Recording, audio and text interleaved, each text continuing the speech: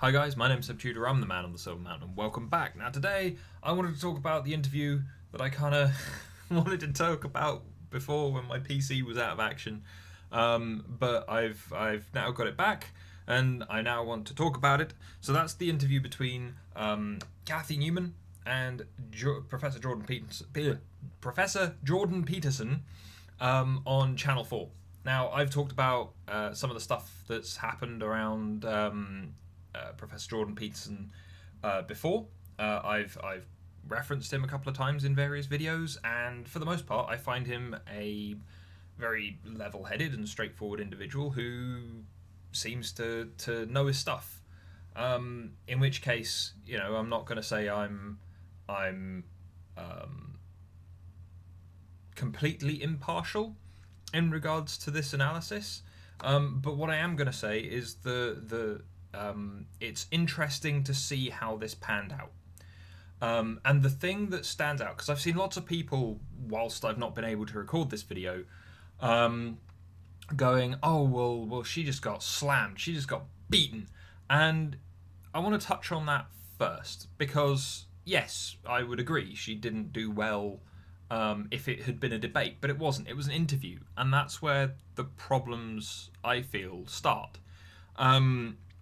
Because she seemed to come into that on the attack. She kept telling him what he had said. She kept kind of overriding kind of things that he had said, taking elements of things that he had said earlier in the conversation, reusing them in a way that weren't in any way related to what he had originally said, or she had jumped to a conclusion, an assumption. Even when Professor Jordan Peterson pointed out that if people are contesting him, then they're probably not listening to him. They're just kind of throwing out their own assumptions, prejudices, ideas, insecurities, and so on and so forth on him. That's exactly what she did in the next sentence.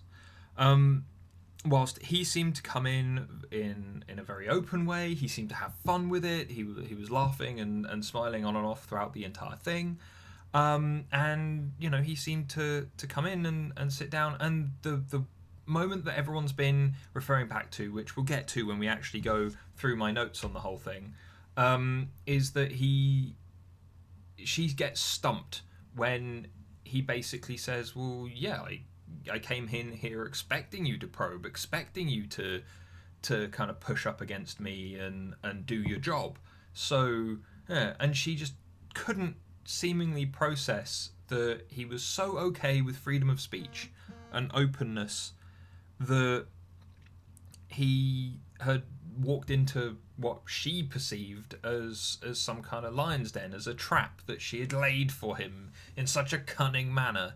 And it's like, well, yeah, this guy's a university professor, for God's sake. He has to debate with people. He's had to stand up and present his ideas and reinforce them, and he's had to deal with students who may very well be arguing from an even more informed position than Kathy Newman, but from the same slanted angles, the same political angles. And so, yeah, he's used to this. Like, why would you assume otherwise, considering all of the reason why you've got him on your show to begin with? Like, it made very little sense to me, her position and the way that she conducted herself. But again, part of me thinks it's a testament to a degree to the slipping standards in certain elements of journalism, when she didn't seem to have done an awful lot of her research. She was arguing against fact. Regardless of how it was said, that's what she was arguing against. She had seemingly gone through his book and picked out some quotes that she didn't like very much. Either that, or a researcher had done it on her behalf. And she was there very much kind of going in for an attack. There's no other way around it. But she was very much a glass spear, very, very sharp. But as soon as she hit something that was hard, she started to crumble. And then as like by the end of the interview, you should see the shards falling off her. And so let's get into the specific points throughout the interview. So the first thing that she starts talking to him about is in regards to the comments that Jordan Peterson has made, especially in his book, or his most recent book, I believe, the 12 rules to live by, something about managing chaos. I can't remember the title of his book, but he said that men need to grow up, and this is in line with stuff that we've talked about here in regards to the spectrum of a person, where the more juvenile, insecure kind of elements in individuals leave them towards the two extremes, be it either the nice guy or the latent guy who are fairly non-functional, especially in regards to relationships, or the psycho at the other end who is literally out to cause harm in various ways. And so yeah, we've talked about that. That's a fairly standard thing, right? The yes, there is an issue there with guys. And that as a result, he goes on to talk about how there's a lack of encouragement, how in the modern world men are very much set upon in various different ways, in either guilt by virtue of gender, or in terms of some kind of historical kind of pull up from centuries past that suggest that it's still going on today, when there's no evidence for any kind of historical patriarchal society that's suppressing certain individuals and raising others up.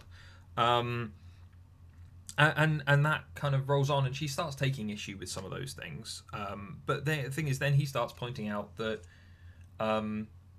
his social media following, mostly on YouTube, is mostly male, and that could be because YouTube is a mostly male platform. You can see this from almost every fucking channel in like the top couple of hundred. Most of them are male. The ones that aren't male are collectives, and the ones that aren't collectives are females who have stood out in a specific realm, be it fashion, makeup, vlogging, whatever. They've stood out as part of that.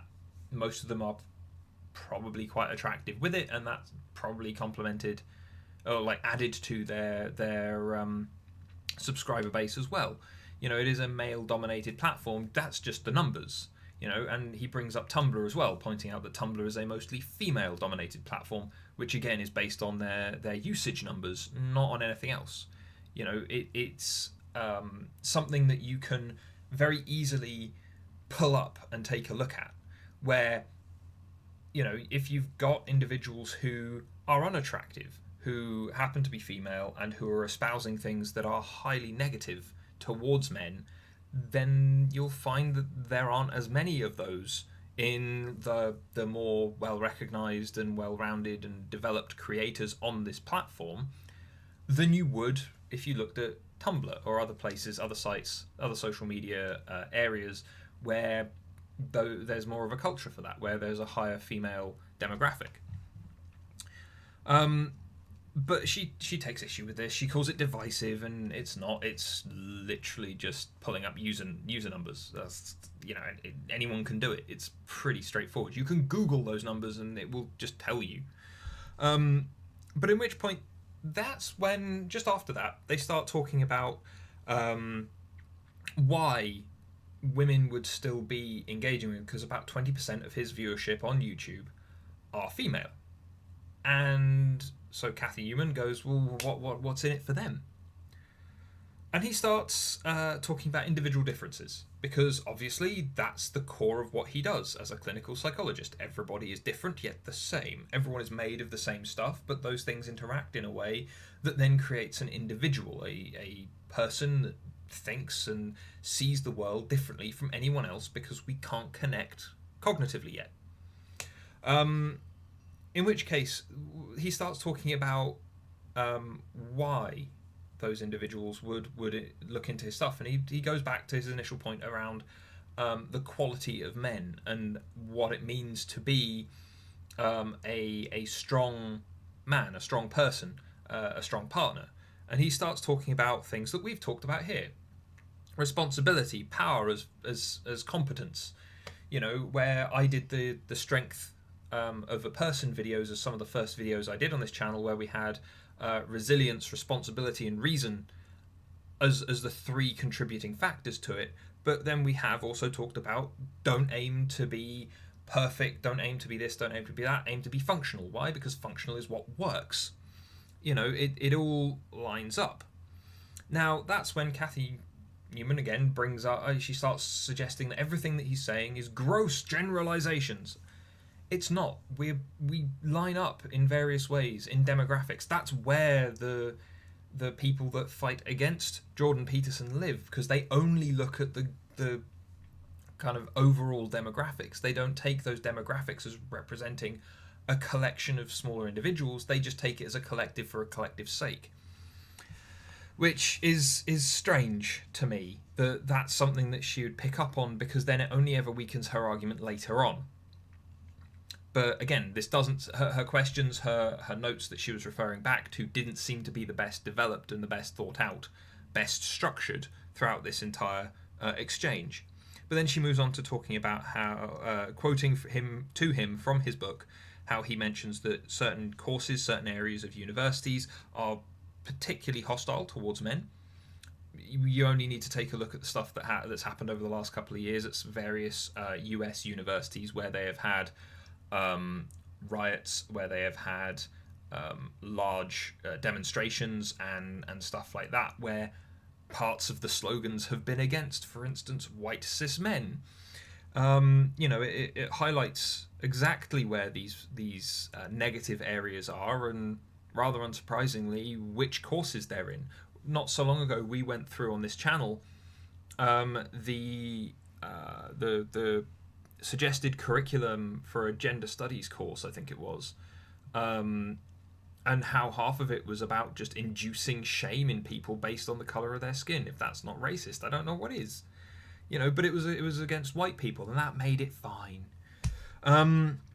You know, it's those kind of areas, those kind of courses that are actively negative towards individuals. You know, you only need to take a look online on YouTube to find just a slew of the man-hating negativity coming out of both academia and certain areas of non-academia, so various organisations and so on and so forth. But this is where we then get onto the meat of probably about 10-15 minutes worth of the discussion around the gender pay gap. Now, I've talked about this before. It's something that they get into as well, and Jordan Peterson gets to the same point as I've addressed before, where overall the gender pay gap is, firstly, because it's measured by median instead of mode. It's not the most representative. It doesn't give you the best data. On top of that, it's a collection of statistics that don't actually reflect anything in the real world, because it doesn't take into account any individual differences. And as he says, he highlights, after she's gone on about how there are only 7 women in the top 100 FTSE 500 companies, or as leaders and so on, he points out the difference between univariate and multivariate analysis. So, for those of you that can't work it out from the name, univariate only taking into account one metric, multivariate taking into account many. He lists, or he suggests, the number of about 18 contributing factors towards the recognised gender wage gap, but he then points out that the gender wage gap is not based on gender. It's based on all of these 18 factors, including personal choice, prejudice to a tiny extent, but also involved in other areas as well, such as choice of profession, level of workload, and so on and so forth. It leaves a lot of women in one area and a lot of men in another.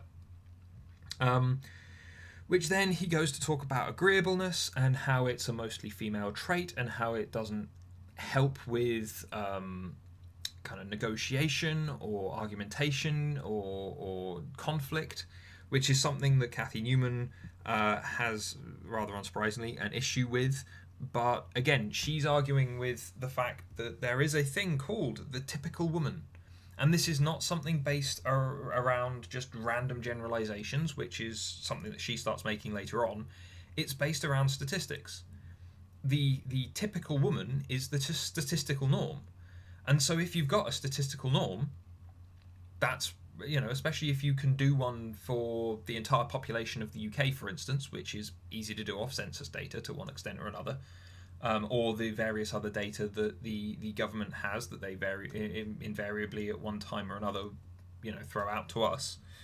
There is a statistical norm. There are the people in the middle. There is the normal, the average, the plane.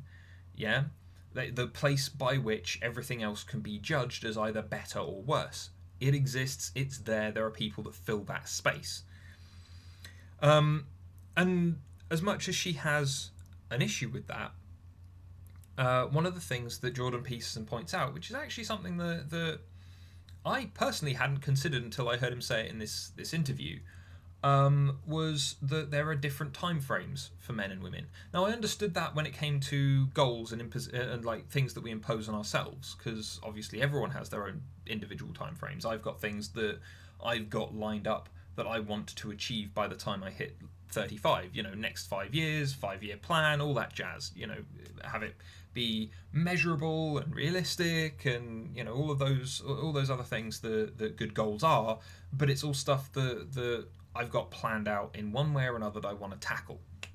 The same way that I had a whole load of stuff planned out for a couple of weeks ago before my PC died that I wanted to tackle that I'm now having to catch up on now whilst I'm doing this video.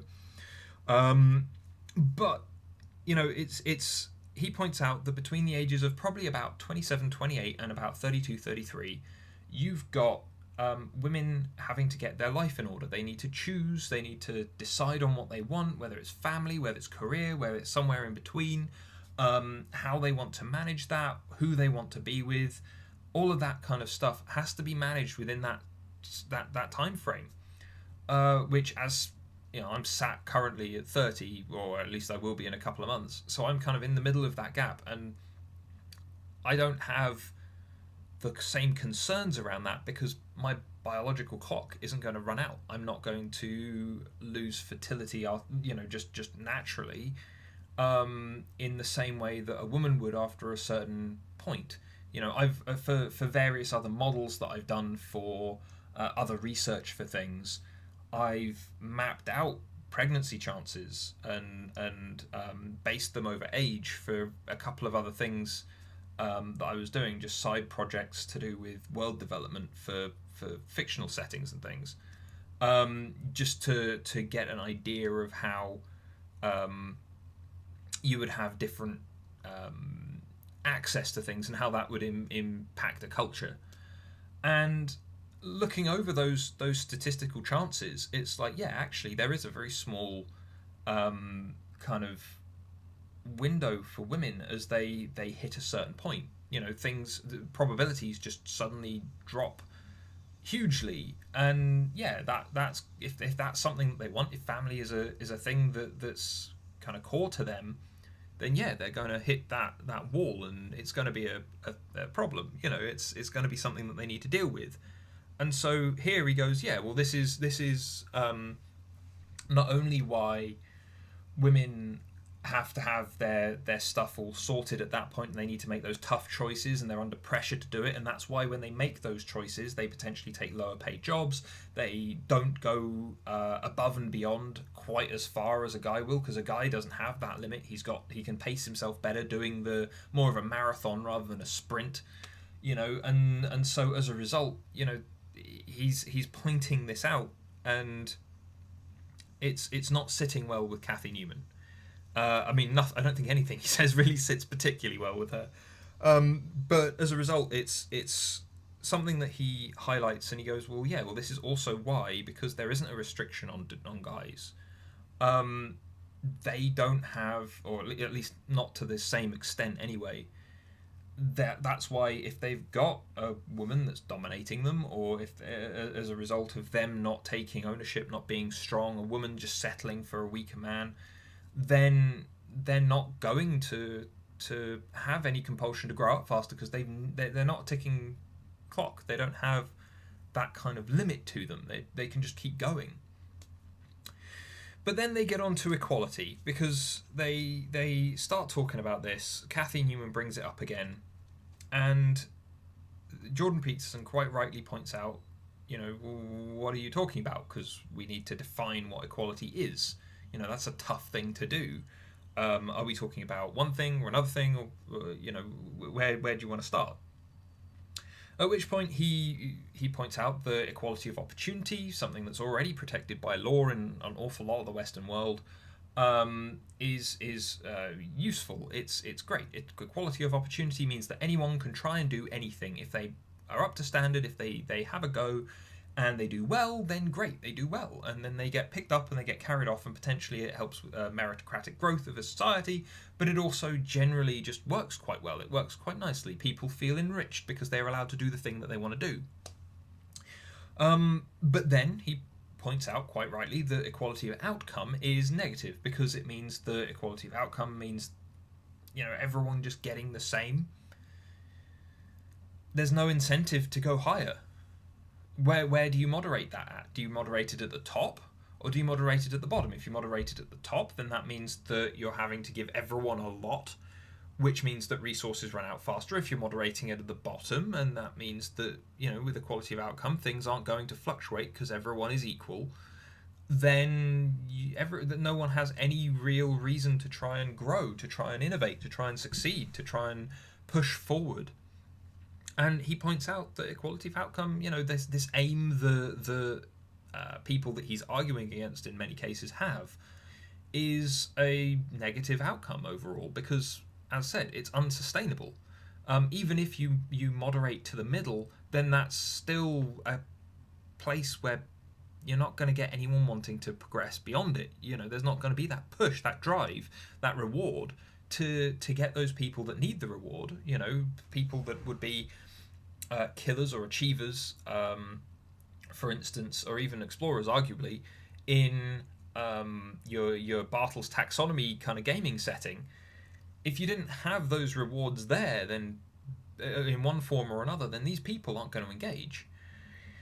And so as a result, he points all of that out, and he goes, okay, so the simple way to touch on this, and the simple reason why equality of outcome won't work, is because men and women are different by definition, and they will not fit themselves into the same box. He brings up Scandinavia, a place that I've, between Norway and Sweden, especially, and arguably Finland and so on as well, where I've talked about this before in other videos, where they have a huge amount of legislation focused on equality and keep allowing people to do what they want, and having as much openness and as much equality between men and women as they possibly can, including things like kind of paternity time off and maternity time off and pay and hours worked and all of that kind of thing. And yet you've still got like a huge spread between men and women in certain industries. For instance, the one that he brings up is nurses. You've still got far more nurses that are women than there are men, even in Scandinavia, where anyone can do whatever they want. Simple. Why? Because people are different. Men and women are different. They want different things. They function in different ways. And guess what? That has kept society working quite well in one way or another for a while. In which case, allowing people to do what they want to do, allowing people to engage with the thing that they are best interested in, that they are most specialised in, those people then go on to do greater things within that space. Which means everyone kind of gains from it, right? That's the way that we've seen that function. And so he goes, well, because of that, it doesn't work out that you just go for equality of outcome, because even when you do as much as you possibly can, men still go one way, women still go the other. We're never going to be truly equal. Equality of opportunity, so that if you've got a woman that wants to be a smelter, or a guy that wants to go and be a nurse, for instance, then they can. Great. That just means that there are more people, rather than cutting off 50% of the population and just saying they can't do a job. It It means that you've got more people available to do all of the jobs. Great, terrific. But then she starts talking about equal work for equal pay, and he goes, well, it's hard to define. What do you mean by equal work? Because if you're talking about hours worked, men tend to win. If they tend to justify purely on the hours that they work, on average, that they get paid more, even if they're in the same role as someone else. I was, for the longest time, I was one of the highest earning people on a team of both men and women because I was the one doing all the overtime when other people were sick. Because I didn't need as much sleep. I didn't need as much in the way of time off just to go in and get the job done. I didn't get sick for the most part. Strong immune system, lucky me, I guess. And so as a result, I would be in doing overtime. I'd be in doing overtime during antisocial hours, so I'd get the extra pay on top of that. And so I was walking away with a much more substantial pay packet than some of the others. Fairly straightforward. And it didn't matter if you were a guy or a girl, I was still the one walking away with the most. Especially if I also then got a bonus on top of that from hitting targets and things. I was sitting pretty. It did mean I didn't have the time to go actually spend the money, but if we're talking about equal pay for equal work and all that kind of thing, we're just looking at the money and the work, then yeah, that stands out. But if you're talking about the hardship involved in different work, where, for instance, we saw not so long ago, I can't remember where it was, but you had nursery childminders saying how stressful and taxing their job was and how they should be paid as much as engineers who potentially are working in very hazardous environments with hazardous materials, and getting hazard pay for it on top of their normal pay packet. And it's like, no, I'm sorry, there's not a comparison here. Small children are not radiation-filled death machines that some of these engineers were working on. They are not oil rigs. They are not ships at sea, whereby a loose line could send a cargo container crashing down on top of you, or bad weather could wash you overboard. You are sat in a classroom with some noisy children that may very well be stressful, but are not by any means to the same extent as the things that you are comparing yourself to. And so that's, again, it's equal pay for equal work so far has been basically on hourly metrics and on whether or not your contract and someone else's contract says the same based on if you're male and they're female or vice versa. And so trying to go outside of that makes it so much more subjective because there are no numbers attached to it and you can't tackle that easily, which is basically what Jordan Peterson is saying. He's going, well, what do you mean by equal pay for equal work? We need to define that first. Something tapping on my window. But then he's bringing up things like how agreeableness as a female trait, ordinarily female trait, normatively female trait, is, doesn't line up well with success in business, for instance, because if you're going to always be agreeable and pleasant and polite and never really stand up against something to an extent that you aren't just appeasing, then you're not going to negotiate well. You're not going to be particularly assertive and prominent. And so as a result, he goes, well, yeah, this is something that we tackle as him being a clinical psychologist and a practicing clinical psychologist for quite some time. He's going, well, yeah, we do assertiveness training. We do the same way that I would do confidence coaching. That's something that we do because we need to. And he gives examples of how he worked with women in law firms for 15 years and how, it took on, how the market is overall, the general market is 80% female decided because they make 80% of the consumer decisions, women overall. And as a result, he's going, well, yeah, so the female traits inform the market, but the male traits allow for success within the market. At which point, Kathy Newman brings up the argument that we've heard numerous times since the 70s, or if not earlier, about how, oh, well, that's because men are the ones that are the bosses, the men are the ones that are in charge, and so if we just remove them, or if they could take on more female traits, then it would work. At which point, Jordan Peterson makes a great point. He goes, well, yeah, firstly, there's no evidence for it.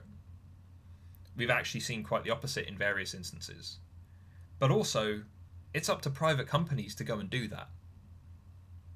We've already got female leaders in government and in civil positions.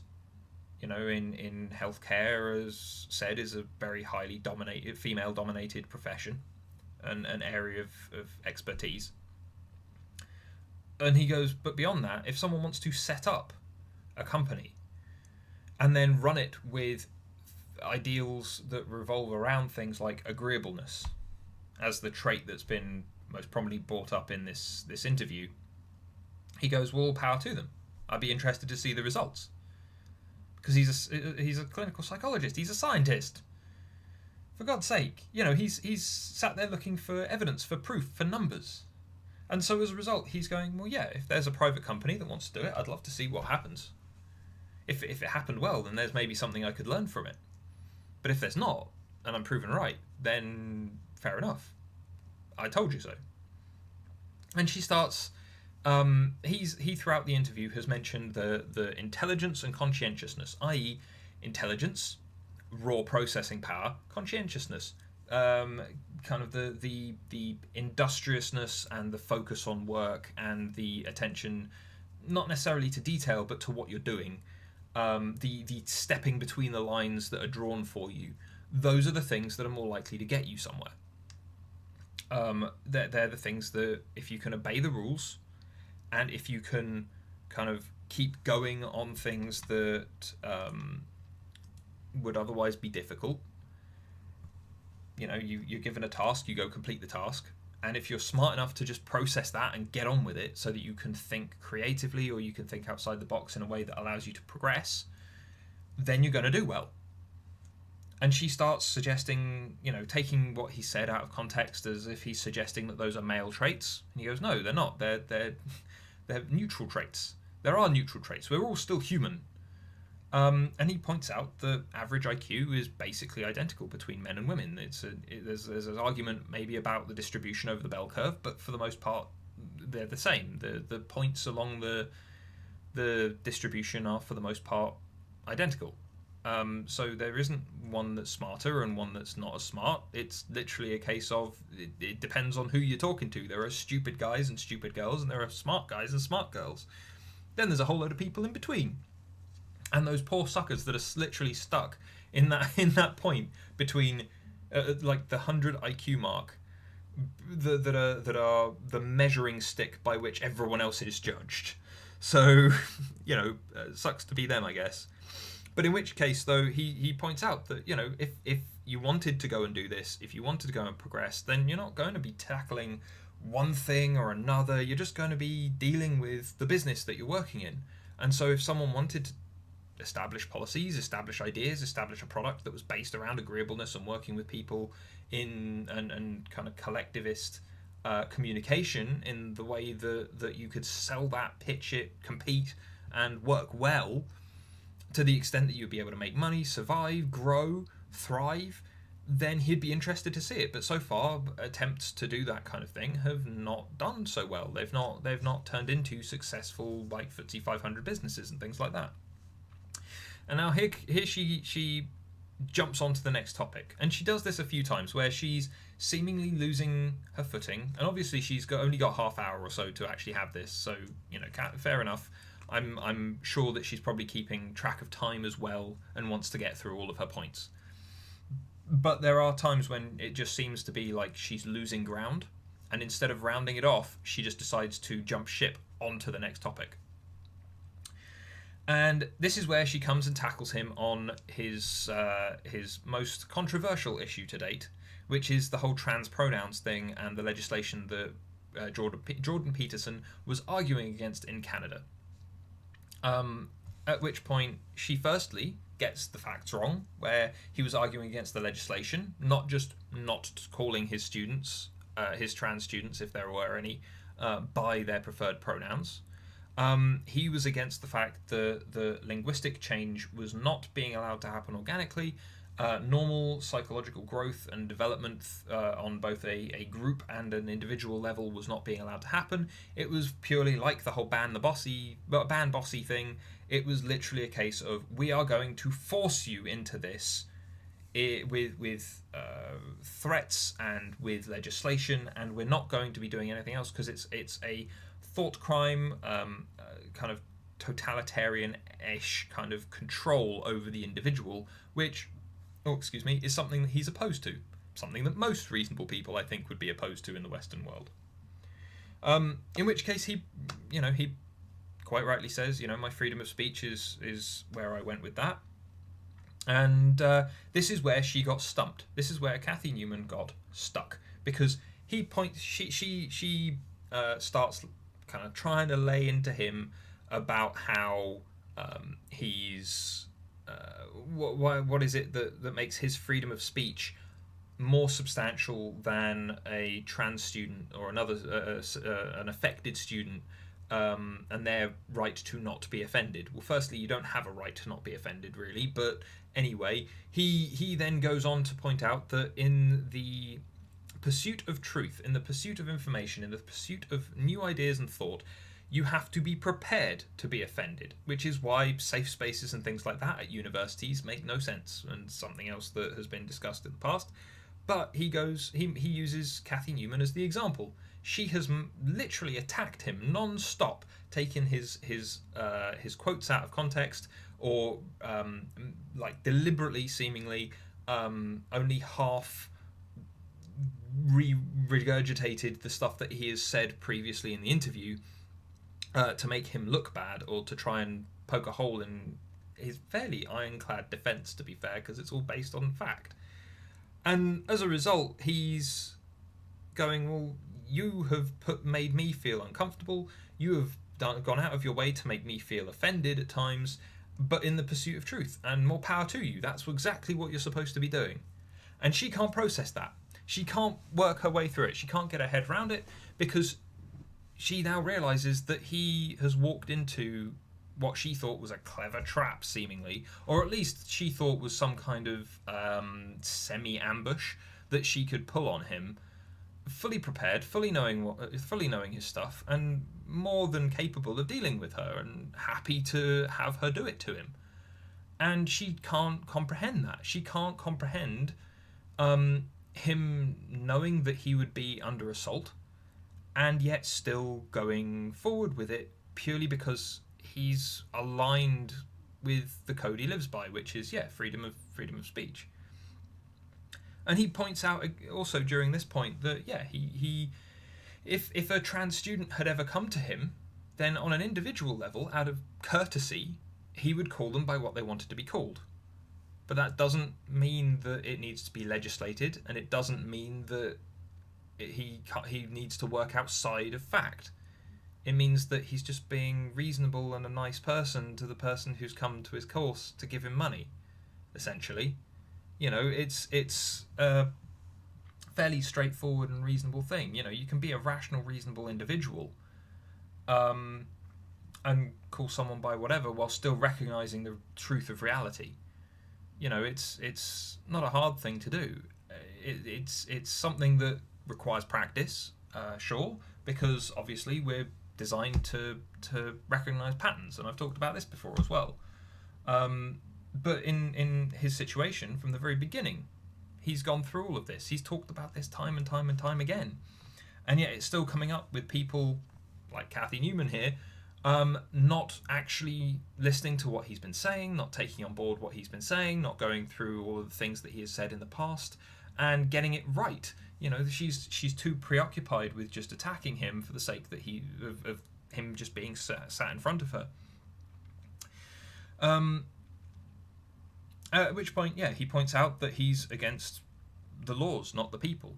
And then she pulls out other quotes where he's made out he's made the argument that the trans activists, the regressive leftists who are attacking him and who want this legislation put in place, are authoritarian, and that their philosophy, not necessarily them, not the consequences of their actions necessarily, but the philosophy that they're following is a philosophy that is proven to be damaging, both, be it the philosophy that in many instances followed in after kind of Lenin and Stalin for the USSR, and then also the one that is raised, and the one that I believe he is directly quoted from, is where he compares them to Chairman Mao. And she can't differentiate between the consequences of that particular individual and the philosophy that he lived by, and the philosophy that is, to one extent or another, enforced. There is there are two axes in regards to politics. You've got liberty versus authoritarianism, and you've got progressivist versus traditionalist. And she doesn't seem to be aware of that first axis, where it's authoritarian versus libertarian. That exists. It's a thing that's there. You can have progressive authoritarians, and in fact we have a lot of them. They're all the people trying to control our speech by banning words like bossy, which is something I'll get onto in another video later this week. But in regards to the enforcement of this law in, I think it was Toronto, this piece of legislation that would force people to use the pronouns, and there would be legal consequences if they didn't, and whatever else, even though it's just a case of, well, the person's being an arsehole if they don't. But also, if you slipped up, as said, pattern recognition, neural pathways, memory, if you slipped up because one of those three things wasn't doing you a favour that day, you could potentially, if the person was feeling particularly unreasonable, be attacked for it on a legal footing, which is bizarre and insane. In which case, though, he continues to point out that he's talking about the philosophy. He's not talking about the consequences. He's not talking about the people. But it's concerning, and it is concerning. We've seen how crazed and violent some of these things have gotten. Like, what was it, University of Michigan, where that guy where the student journalist got thrown out of the safe space that they had created by the communications professor. You know, it's insane, where she called for muscle to get him out. You know, we've seen how negative this gets. We've seen how badly this can spiral out of control, and that's when that's without them getting any real kind of legal support, where they are definitely in the wrong. You know, and yet they've still got people supporting them. In which case, he points out that collectivism and identity politics are the core of the philosophy, and that's one of the reasons why we're seeing this issue where he's going individual differences and she isn't. But then she's also saying, oh, don't generalize, and he's going, I'm using statistics, which are, you know, demonstrable. And then she's having an issue because that kind of makes her a bit of a hypocrite. Well, you know, where she's arguing for collectivist points quite aggressively in some instances, where she's attacking him for countering them, but then says don't group people together. Well, you can't have it both ways. He's using statistics to explain individual differences. You're literally arguing counter to yourself. Hey. In which case, then she suggests that he's just trying to provoke. She's trying to get him in the Milo Yiannopoulos kind of way, where, oh, you're just trying to provoke. You're just trying to be divisive. And he's like, nope. No, I'm just saying this stuff. If you're provoked, then that you can be provoked. I'm just saying it as it is. But again, trying to suggest that people are being provocative or being divisive for the sake of doing so, really cheap way to try and weaken their argument. You know, especially when so far they've answered every single question that you've had quite thoroughly. You know, it's as I said, it was a half an hour interview. It wasn't expansive, but it was enough for her questions to get answered in a fairly thorough way, considering the amount of time that they had. At which point then she brings up the lobster thing, and he goes through the first chapter of his book, not word for word obviously, but he summarizes going, yes, lobsters being combative, and he points out that there are lots of people who aren't combative. They don't stand up to the world. They don't stand ready to tackle the world as it comes at them. And that's a bit of a problem, because it means that people are left to be stepped on. whether meaningfully or not. They just end up being that way. Because the world keeps spinning, people keep moving, progress keeps happening, and that's going to leave some people behind unless they're willing to stand shoulder to shoulder with other people and charge into the fray. And so that's where he comes to the lobster, and he goes, okay, well, the lobster, firstly, I love lobsters. They're awesome. Not necessarily to eat, not a big fish fan, or seafood fan, generally, but they live forever until they're killed, or to one extent or another, due to all kinds of weird stuff, and yet we share a common ancestor. And that's where he touches in on this, where he goes, well, lots of people suggest that it's just the world because of the way it's run, and it's capitalist patriarchy that's caused all of these hierarchies and all these problems. And he goes, well, no, it's not. We've got all the way back to when we were lobsters, essentially. So we can compare to the lobster, and the lobster in its brain runs on serotonin. I did the video on the 4-part models and why they map to 4 parts, because of the 4 neurochemicals that are most prominent in some of our various feelings and processes. Serotonin being one of them. Antidepressants work on lobsters because they have this same serotonin trigger in their brain. And he goes, yeah, well, that part of our brain is based on status. As I said in that other video that I did, it's based on status. We get that reward, we get that tick because it tracks kind of our measure of status relative to others, and so on and so forth. And as a result, it creates hierarchies. We are hardwired towards hierarchies, and he goes, and that's why the lobsters work in hierarchies. We can see it there too. We've got millions and millions of years of this being proven accurate, that our biology informs what we do, how we act, how we are. At which point then, as with so many people that argue against things like evolutionary biology, evolutionary psychology, sex differences in psychology, and stuff like that, she goes, oh, well, then it's all hopeless then. She may as well have thrown her clipboard in the air in a dramatic fashion. And Jordan Peterson, quite rightly, goes, no, it's like a chess game. So the structures that we have inform the game. They are the rules of the game. They are what we can and can't do. They are the things that define our edges, as it were. But then you've still got a vast number of moves that you can make on that chessboard to either win or lose. So you can take that however you wish, but as much as we've been able to map the choices that we make, the decisions that we make, are informed are created in our brain 2 to 10 seconds in some instances before we actually actively realize that we've made a decision and then act on it. That doesn't mean that there's some kind of weird predetermination.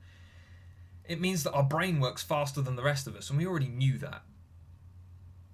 Our bodies work silently, and they only really let us know when when the body feels like letting us know, and then it acts.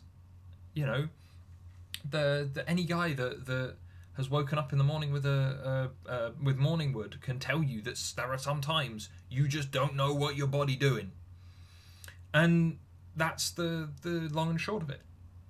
But you can manage it, you can handle it, you can cognitively, actively work around yourself, think around yourself, and so on and so forth. As I've said in regards to so many of the things, when you're writing something down, that engages more than one center in the brain. So if you're writing down a goal, make sure you write it down. If you're writing down things you need to do, write them down, because that way you're engaging more than one area of your brain and it's picking up more.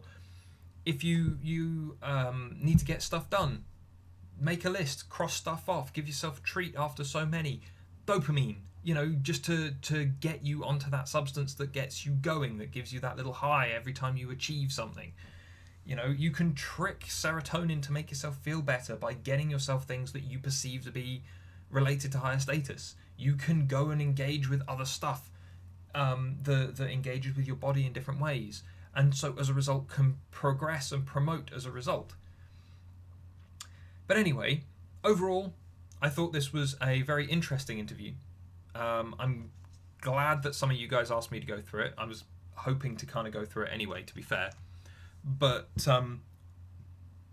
like, I feel like this highlights some of the issues with the discussions that we have floating around the world at the moment, because it's a case of people who aren't listening, people who don't want to listen to experts, don't want to listen to people who have more information, are kind of afraid of reality because it maybe limits them more than they want to be limited. They don't want to recognize that they're just animals, that they're sacks of chemicals, that they want something more. There's that fear. The more we move away from superstitions such as God, or superstitions around random magical happenings, where we discover more, we find more, we work out more, that as those things slip away, people start clawing at other stuff to back them up. And I'm sure some of you guys have seen, I can't remember which university it was from, but where they were discussing like decolonizing science and how black science is different from white colonial science. And it's like, no, science, truth, fact, evidence, all of these things, you know, they are the same for everyone, right? Whether you're black, white, male, female, a hamster, it doesn't matter. You're all always going to find the same stuff if it's genuinely a repeatable piece of research, or if it's something that you can look into and examine and break down. You know, there are people that dedicate their entire lives to this stuff. Jordan Peterson is a man who has dedicated his entire life to the study of this stuff. You know, like if there was one person that, if I was in a situation to and needed reference material on this, and I needed to consult someone in terms of psychology, in terms of that kind of thing, there are a few people I'd call on. Jordan Peterson, considering his more recent experiences, would probably be one of those people that would be worth calling upon. But anyway, guys, you know, I'd love to hear your thoughts. Did you watch the interview? I realise that this video's gone on for a bit longer, but, you know, I suppose it's my first day back after my PC's all sorted. So, you know, hopefully I won't see any more issues from it, touch wood. And otherwise, thank you very much for watching, guys, and I'll see you in the video tomorrow. Take care. Thank you very much for watching, guys. If you enjoyed this video, then please drop us a like, share this video, and subscribe for more. And I'll see you in the video tomorrow. Take care.